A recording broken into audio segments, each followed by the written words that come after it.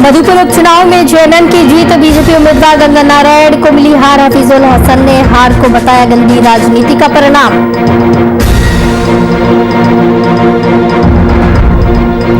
बिहार में कोरोना का कहर, पटना में संक्रमण से 82 लोगों की मौत। बीते 24 घंटे में सामने आए कोरोना के 5,700 नए केस।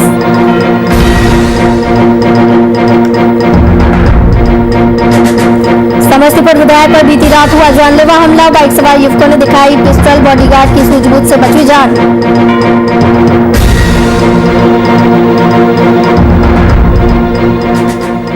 भागलपुर में अपराधियों का तांडव जारी, बदमाशों ने युवक को मारी गोली, युवक की मौके पर मौत।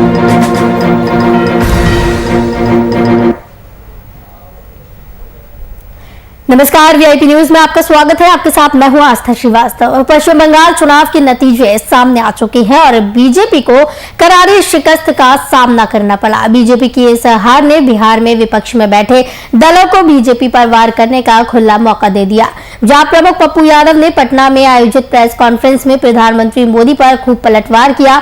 उन्होंने मोदी पर तंज कसते हुए बंगाल की जनता को देश को बचाने के लिए बधाई दी। साथ ही बीजेपी की हार पर बिहार की जनता को बंगाल की जनता से सीखने की नसीहत दी। जी को भी बधाई दूं और ममता दीदी के साहस को, अकेला निर्णय लेने वाली ताकत, जो ले लिया सो ले लिया। रविन्द्रनाथ टैगोर की तरह अकेला चलो रे बंधु। सही माने में रविन्द्रनाथ टैगोर की अदम्य साहस की एक उपलब्धि है ममता बनर्जी बंगाल, जिन्होंने बंगाल को तो बचाया ही, भारत को भी बचाया। इसके लिए ममता दीदी और बंगाल की जनता को सैल्यूट करते हैं और बिहार को और बिहार की जनता को बंगाल से सीखे इसकी अपेक्षा करते हैं। दूसरी चीज सबसे महत्वपूर्ण जो है वो ये है कि नरेंद्र मोदी जी बिहार के साथ सौतेलेपन का व्यवहार आप हर दिन क्यों करते? चुनाव में कहते कुछ है, करते कुछ है। कथनी करनी में फर्क। वैक्सीन अभी आपने बीजेपी स्टेट में दिया और बिहार में नहीं। आपने अन्य जगह सिलेंडर और ऑक्सीजन की व्यवस्था की, बिहार में नहीं किया। आपने अन्य जगह दवाई की व्यवस्था की, बिहार में नहीं किया। आपने अपने बीजेपी राज्यों में बेड की व्यवस्था की, बिहार में नहीं किया। आपने अन्य जगह वेंटिलेटर की व्यवस्था की, बिहार में नहीं किया। मैं प्रशांत जी को भी बधाई दूं और ममता दीदी के साहस को, अकेला निर्णय लेने वाली ताकत, जो ले लिया सो ले लिया।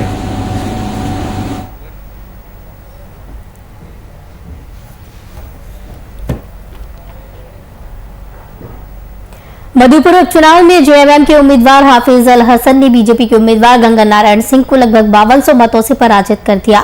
हाजी हुसैन अंसारी, जो राज्य में अल्पसंख्यक कल्याण मंत्री थे, उनके निधन के बाद खाली हुए इस सीट पर उपचुनाव कराया गया था, जिसमें जेएमएम के उम्मीदवार के तौर पर राज्य के मंत्री हफीजुल हसन मैदान में थे। तो वहीं बीजेपी की ओर से आजसू से पाला बदलकर बीजेपी में शामिल हुए गंगा नारायण सिंह चुनाव मैदान में थे।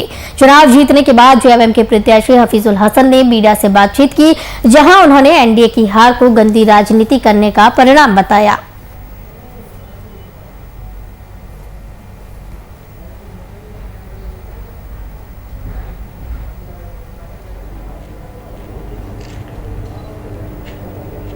इतना बड़ा चैलेंज तो हम लोग पार किए हैं, जो अभी कहना मुश्किल है। ठीक है, जिस तरह हम लोग तो सीधा साधा राजनीति करते हैं, लेकिन उस उधर से विपक्षी जिस तरह राजनीति किया, मधुपुर का जनता का हम शुक्रगुजार हैं, धन्यवाद देते हैं कि संयम बरता और वोट हमको दिया। ऐसा प्रोपेगेंडा फैलाया था कि कहीं भी कुछ हो सकता था। हम जैसा लड़का पर विश्वास किया और हाजी साहब का सम्मान में मुझे मंत्री बना दिया। और उनको विश्वास था कि मधुपुर की जनता हाजी साहब के श्रद्धांजलि में जरूर हफीज को विधायक बना करके भेजेंगे। ये तय था, बहुत अच्छा माहौल था, हम बहुत वोट से जीते। लेकिन इस बीच कुछ असामाजिक, बोलिए राजनीतिक का असामाजिक, उन्होंने जिस तरह नौटंकी किया, क्या नहीं किया, नंगा नाच किया मधुपुर में। लेकिन मधुपुर की जनता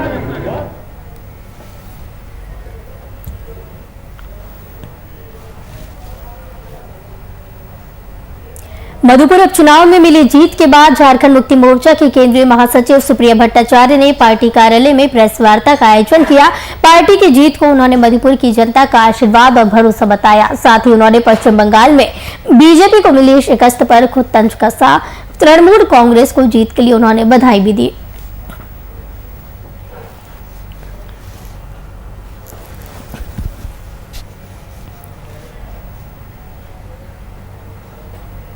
कोरोना काल में बिहार की स्वास्थ्य व्यवस्था पर सीएम नीतीश कुमार पर निशाना साधते हुए एलजेपी के राष्ट्रीय सचिव मिथिलेश सिंह ने प्रेस वार्ता का आयोजन किया, जिसमें मिथिलेश सिंह ने अस्पतालों में बेड नहीं मिलने और अन्य स्वास्थ्य सुविधा संबंधित दुर्दशा के लिए सीएम नीतीश कुमार को जिम्मेदार ठहराया। साथ ही ऑक्सीजन की उपलब्धता और कई अन्य मुद्दों को लेकर लोजपा सचिव ने सीएम नीतीश कुमार पर तीखी टिप्पणी की।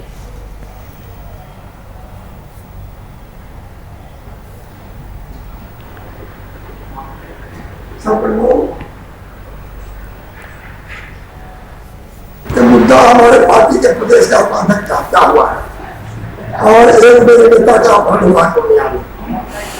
ये बिहार सरकार कहती है कि जंगलवाद स्थापन है, अब जंगलवाद से बेसी जंगलवाद हो जाएगा सरकार में। और ये सरकार लुटेरों की सरकार है, गुंडों की सरकार है। इस सरकार में किसी आदमी की सुरक्षित नहीं है।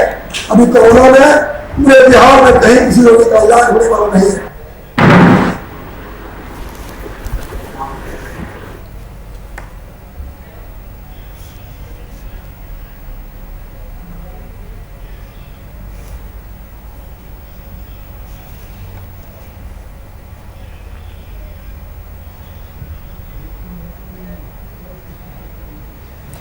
मधुपुर उपचुनाव में जेएमएम उम्मीदवार और मंत्री हफीजुल हसन ने जीत दर्ज की। उन्होंने बीजेपी प्रत्याशी गंगा नारायण सिंह को 5,292 वोट से पराजित किया। हफीजुल हसन को 1,10,812 मत मिले, तो वहीं बीजेपी के गंगा नारायण को 1,05,565 वोट मिले। बताते चले कि 17 अप्रैल को उपचुनाव के तहत मतदान संपन्न हुआ था, जिसमें 71.60% वोटिंग हुई थी। मधुपुर उपचुनाव में 6 प्रत्याशी मैदान में थे।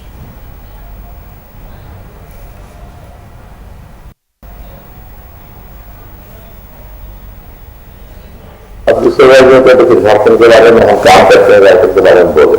दूसरे में हम दूसरे राज्य में भी बंगाल में गए, असम में गए, तो मेहमान बन के गए। हम अपना काम किए, वापस आए। वहाँ के बारे में बहुत ज्यादा बोल नहीं पाते हैं, बोलना नहीं है हमको। लेकिन जब हमको झारखंड में हम सीमित थे, हम लोग गठबंधन की सरकार के लिए गठबंधन के उम्मीदवार थे, यहाँ हम काम किए, दोनों तीनों पार्टी मिलकर काम किए हम लोग, और हमको सफलता मिली। जो हमको उम्मीद थी उसी अनुसार मिली। देखते परिस्थितियां अलग अलग होती हैं, अलग अलग परिस्थिति होती है। 8,000 के लगभग हमको लीड मिला है। कुछ परिस्थिति अलग अलग हो गई, कुछ हुआ होगा, क्या एनालाइज करें हम लोग, विश्लेषण करें हम लोग, क्या कितना कम अंतर से हम जीते। एनालिसिस के बाद है विश्लेषण करना चाहिए। जब पूरा देश कोरोना से लड़ रहा था, उस वक्त माननीय प्रधानमंत्री, माननीय गृह मंत्री, माननीय रक्षा मंत्री, माननीय अर्थ मंत्री सहित कई राज्यों के मुख्यमंत्री बंगाल में डेली पैसेंजरी करते थे, ताकि बंगाल के संस्कृति को, बंगाल की सभ्यता को मिटाकर एक सांप्रदायिक उन्माद को वहां पर स्थान दिला सके। हम मधुपुर के जनता के आभारी हैं। माननीय हेमंत सोरेन जी के डिसीजन पर उन्होंने विश्वास जताया, गठबंधन के डिसीजन पर विश्वास जताया और हाजी साहब के सपने को साकार किया। तेजस्वी बाबू को भी धन्यवाद देते हैं, उन्होंने हमारे अभियान को गति दी और आज जो रुझान और नतीजे आ रहे हैं, जो सम्मान हमें मिला है, गठबंधन के सभी नेता, घटक दल और माननीय मुख्यमंत्री जी के अथक प्रयास का फल है, एक एक कार्यकर्ता का फल है और सबसे ज़्यादा मधुपुर की जनता का, जिन्होंने पुनः इस गठबंधन की सरकार पर, उनके लिए गए डिसीजन पर और हाजी साहब के सम्मान पर अपने मोहर को लगाया। जिस प्रकार से सबसे अपील कर रहा हूँ कि आप जश्न न मनाएं, आप भारी संख्या में जमा ना हो, कोरोना के जो गाइडलाइन है WHO को उसको फॉलो करें और आप इस जंग को जीतने में हमारा मदद करें। बिहार सरकार की ओर से बीते दिनों बिहार के हर जिले में विभिन्न मंत्रियों को जिले का प्रभार दिया गया है। इसी कड़ी में मंत्री मुकेश सहनी को मुजफ्फरपुर जिले का प्रभारी बनाया गया। प्रभारी बनाए जाने के बाद सहनी बीते रविवार मुजफ्फरपुर पहुंचे, जहां उन्होंने स्थानीय SKMCH पहुंचकर जिलाधिकारी और SSP सहित तमाम आला अधिकारियों से स्वास्थ्य व्यवस्था की जानकारी ली। साथ ही उन्होंने मौजूद समय में जिले की स्वास्थ्य संबंधित समस्याओं को दूर करने के लिए ब्लूप्रिंट बनाए जाने की बात कही। ऑक्सीजन की समस्या जो है उसको दूर करने के लिए उन्होंने मुजफ्फरपुर में एक और ऑक्सीजन प्लांट शुरू किए जाने की बात की।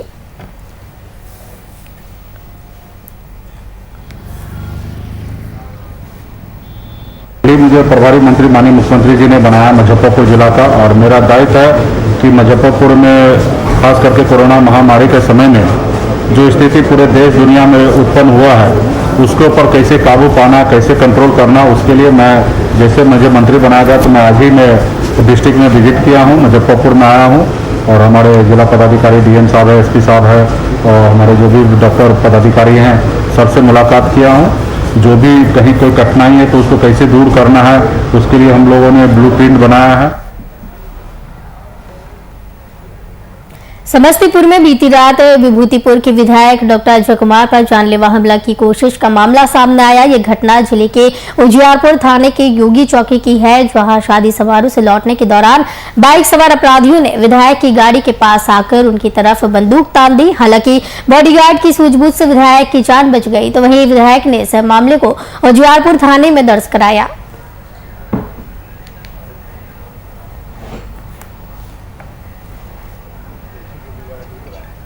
चंदौली चौक से जब मैं बढ़ा तो एक मोटरसाइकिल पीछा कर रहा था, लेकिन हम लोग ये उम्मीद नहीं कर रहे थे कि अपराधी होगा।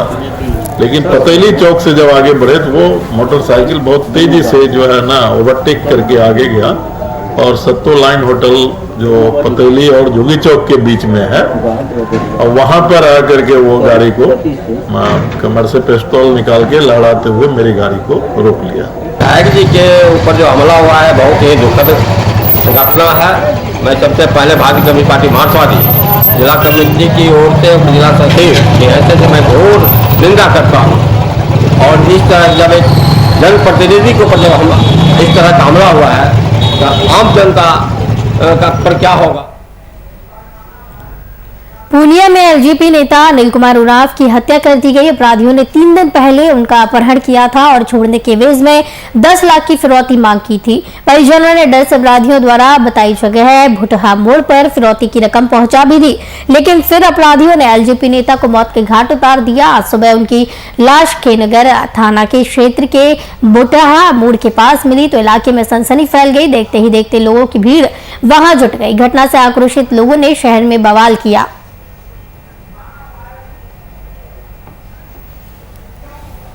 हम लोग को प्रशासन के आधार पर हमने जो एप्लीकेशन दिया उसी दिन रात में 11 बजे रात में एप्लीकेशन दिया गया और उस पर कार्रवाई नहीं हुई। इतनी सुस्ती थी प्रशासन की जिसकी वर्णन नहीं कहा जाए। आज जिस तरह से चुस्ती दिखा रहे हैं, अगर ये चुस्ती उसी दिन दिखाते तो आज ये घटना नहीं होती। आज हम लोग इस चौराहे पे नहीं रहते। पर बुला करके रास्ते में उठा लिया। क्या जब निकला है इसके पीछे आदमी लगा करके साजिश के तहत इसको उठा लिया गया सर्किट हाउस के पास, बुझ गए। उससे उस दिन से बोल दिया कि हम लोग 1-2 घंटा में इसको भेज देंगे। वो सब मास्क लगाए हुए थे, अब उसमें कौन था नहीं था ऐसे हम लोग को समझ में आया नहीं, ताकि नेता आदमी है तो हम लोग कहीं। मई की शुरुआत में ही पटना में कोरोना का प्रकोप तेजी से बढ़ा है। पिछले 2 दिनों में पटना में जहां 82 लोगों की मौत कोरोना से हो गई, तो वहीं 5,700 से ज्यादा नए संक्रमित मिले हैं। रविवार को पटना में अलग अलग अस्पतालों में 38 संक्रमितों की मौत हो गई, जबकि 2,748 नए संक्रमित मिले। इससे पहले शनिवार को पटना में रिकॉर्ड 3,024 कोरोना संक्रमित मिले। पटना में अब कुल संक्रमितों की संख्या 1,07,900 के पार हो गई है, तो वहीं स्वस्थ होने वाले मरीजों की संख्या 89,588 हो गई, जिससे अब कुल एक्टिव संक्रमितों की संख्या बढ़कर 17,000 के पार पहुंच गई।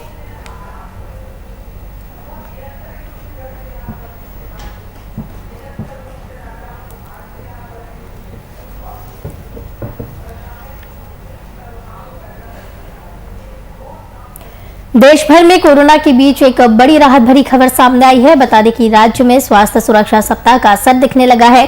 खबरों की माने तो राज्य में महज 4,738 नए पॉजिटिव केस सामने आए, तो वहीं अगर राजधानी रांची की बात की जाए तो राज्य में मात्र 913 नए एक्टिव केस मिले। इसके साथ ही राज्य में कुल 115 संक्रमितों की मौत हुई, तो राज्य में संक्रमितों का कुल आंकड़ा 2,44,000 के पार पहुंच गया। 58,519 सक्रिय मामले हैं, साथ ही कुल 2,944 लोगों की मौत हो चुकी है।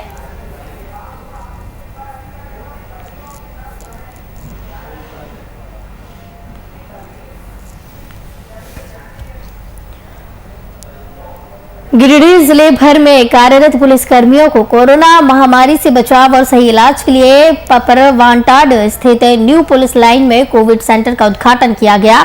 इस उद्घाटन समारोह में पुलिस अधीक्षक अमित रेणु भी शामिल हुए। इस नए अस्पताल में ऑक्सीजन के साथ साथ अन्य महत्वपूर्ण सुविधाओं को भी उपलब्ध कराया गया। यह अस्पताल फिलहाल 10 बेड का बनाया गया है और बाद में से 15 बेड में तब्दील किया जाएगा।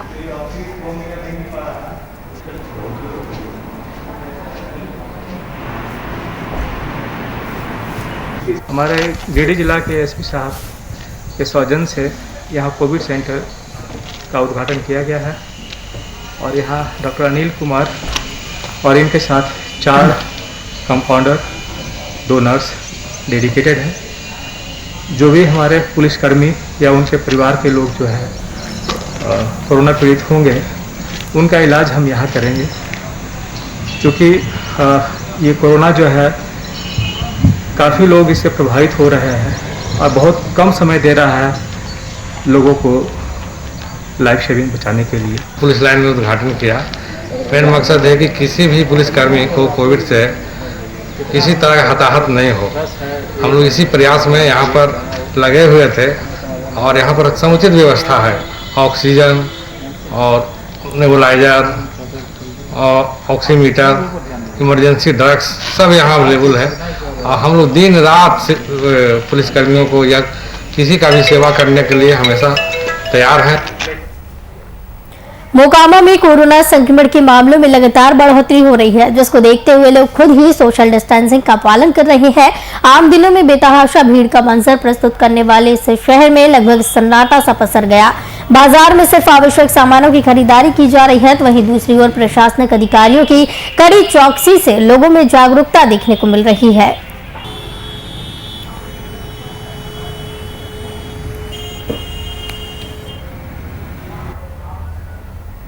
गिरिडीह के विधायक सुदिव्या सोनू की ओर से सदर अस्पताल में 50 जंबो ऑक्सीजन सिलेंडर उपलब्ध कराए गए। 50 में से 20 सिलेंडर सदर अस्पताल में इस्तेमाल किए गए, जबकि 30 सिलेंडर एनएम कोविड अस्पताल में दिए गए। हालांकि अब अस्पताल से सिलेंडर की चोरी होने की बात सामने आई है। सिलेंडर चोरी होने की शिकायत उपाधीक्षक डॉक्टर उपेंद्र कुमार ने पुलिस को सूचना दी, जिसके आधार पर पुलिस जांच में जुटी है।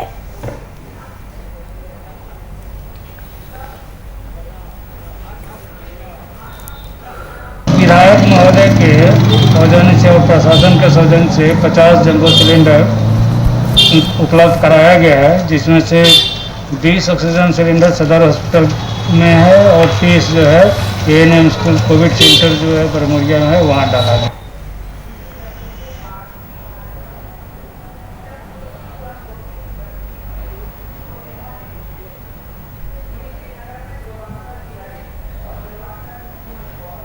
उत्तर प्रदेश त्रिस्तरीय पंचायत चुनाव के नतीजे घोषित किए जा चुके हैं। कई प्रत्याशी जनता का विश्वास जीतने में सफल रहे तो कई के हाथ मायूसी लगी।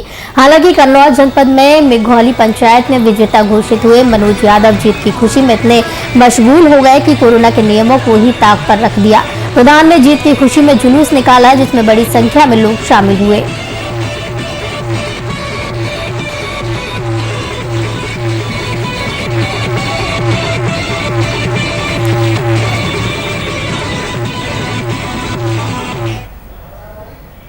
राजधानी पटना में शराबबंदी के नियमों को ताक पर रखकर पार्टी करने के मामले में 3 लोगों की गिरफ्तारी हुई। मामला गांधी मैदान थाना क्षेत्र का है, जहां अपने कार में शराब का सेवन करते हुए पाए गए युवकों को पुलिस ने वाहन जांच के दौरान गिरफ्तार कर लिया। बता दें कि पुलिस ने लॉकडाउन की अवधि में घर बाहर घूमता देख युवकों को रोका, जिसके बाद युवक नशे की हालत में पाए गए तो वहीं कार्रवाई के तहत युवकों के वाहन को जब्त करते हुए गिरफ्तार कर लिया गया।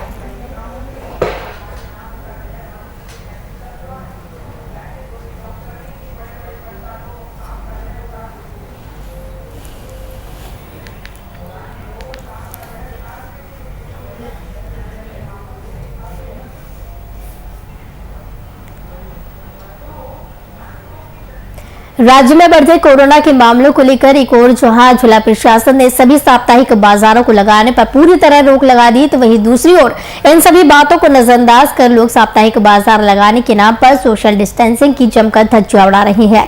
इतना ही नहीं, यहाँ लोग मास्क लगाने के नाम पर सिर्फ दिखावा करते नजर आ रहे हैं। प्रशासन की ओर से लोगों को हटाए जाने के बावजूद भी लोग गली मोहल्लों में घुसकर जमावड़ा लगाकर सामानों की खरीद बिक्री कर रहे हैं।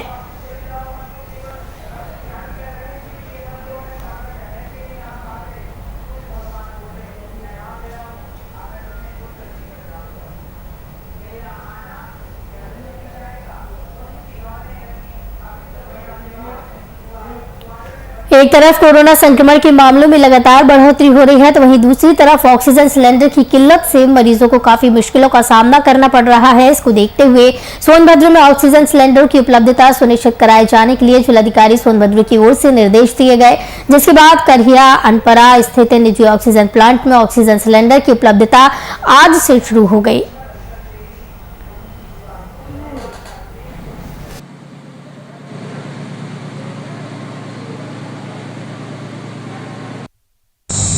करहिया गांव में देबुलगंज के पास अनपरा में एक ऑक्सीजन प्लांट था, जिसका अन्वेषण कार्य पिछले 10 दिनों से चल रहा था। जिलाधिकारी महोदय और आयुक्त महोदय के निर्देशानुसार इस प्लांट का अन्वेषण कार्य 10 दिनों में किया गया। आज इसका परिणाम हम लोग को प्राप्त हुआ है और आज दोपहर 12 बजे से सिलेंडर की फिलिंग शुरू हो गई है और इसमें हिंडाल्को के इंजीनियर टीम और कानपुर से आए हुए श्री संत पटेल जी और प्लांट के समस्त स्टाफ और स्थानीय जो लोग थे, जहां दुकानदार थे और कुछ लोग थे, जिनकी भागीदारी रही है और पूरा रात दिन के अन्वेषण कार्य के साथ हम लोग इस प्लांट को शुरू कराने में सफल हुए हैं। जिला प्रशासन की टीम के द्वारा उन सभी लोगों को जिन्होंने इस प्लांट को शुरू कराने में अपना अमूल्य सहयोग दिया है, उसको धन्यवाद दिया जाए।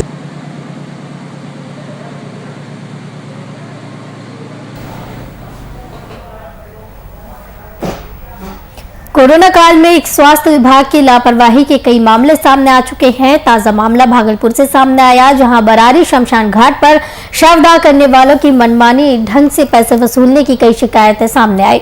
इन शिकायतों को लेकर भागलपुर के विधायक अजीत शर्मा ने नगर आयुक्त और जिलाधिकारी को लोगों को होने वाली परेशानियों से रूबरू कराया। साथ ही कांग्रेस विधायक ने प्रशासनिक पदाधिकारियों से जांच कमेटी बनाकर दोषी लोगों पर कार्रवाई करने की बात की।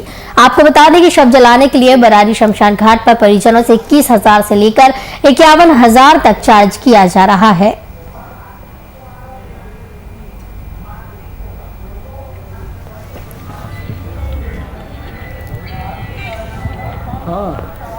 आश्चर्य लगता है, पूरे भागलपुर के जनता से काफी शिकायत मिल रही है कि जो कोरोना से संक्रमित होकर जिनकी जाने जाती हैं, जिनकी मौत होती है या और भी जैसे मौत होती है, शमशान घाट बरारी में जलाने जाते हैं तो वहां पे लोग कह रहे हैं कि 21,000 से लेकर 51,000 रुपया तक बिना पैसा लिए लोग जलाते नहीं। जो सौदागिरी था वह भी खराब पड़ा है 6-7 दिनों से, कोई देखने वाला नहीं। ऐसा तो लगता है कि पूरा प्रशासन ही सुस्त है। नगर निगम हमारा स्मार्ट सिटी में तब्दील हो चुका है।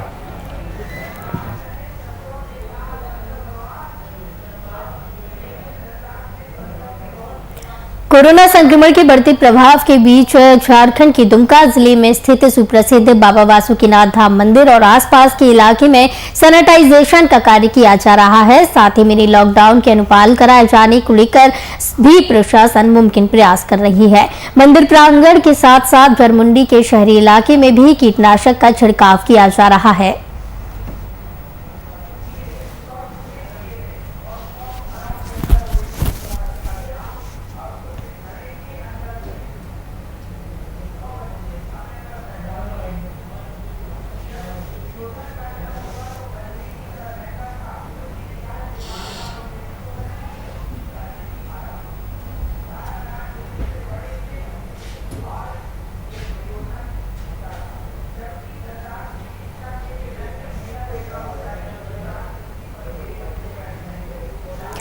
VIP न्यूज के बुलेटिन में फिलहाल इतना ही। मुझे दीजिए इजाजत। नमस्कार।